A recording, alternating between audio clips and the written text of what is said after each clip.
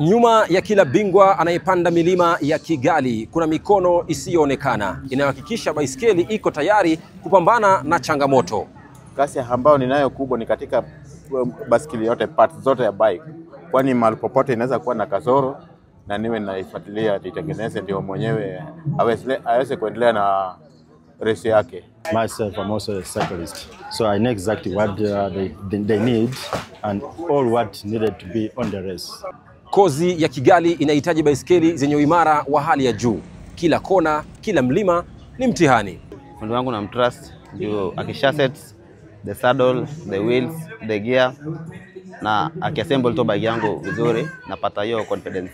Na muamini kiasi kwamba siwezi kuingia kwenye mashindano kabla hajakagua baiskeli yangu. Umuhimu wake ni yani akishakagua hiyo baiskeli najua kwamba sitopata tatizo chochote la ufundi kwenye race.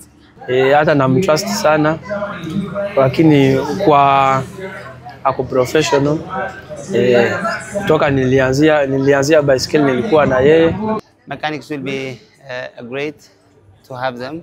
Of course, without them, it's nothing because you suffer in the road and they are suffering to be preparing the bike. So it's really great to have them mechanics always.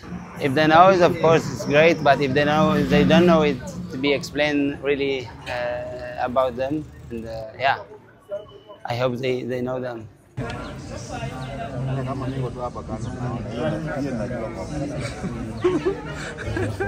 Hiyo najua tu. Hiyo ndio kazi nilibarikiwa nayo. Katika mashindano ya baiskeli ya dunia hapa Kigali, si waendesha baiskeli pekee wanatengeneza historia, bali pia wanatengeneza baiskeli hizi. Kwa kweli ni faraja kubwa sana. Unajua katika chochote kile kuona kazi yako ambayo umeifanya inaleta matunda kwa kiwango chochote kile, inakufariji, inakupa pia nguvu hata ya kuendelea kupambana zaidi. Hao ni mashujaa halisi nyuma ya pazia. Jason Sagini kutoka Kigali nchini Rwanda, RFI Kiswahili.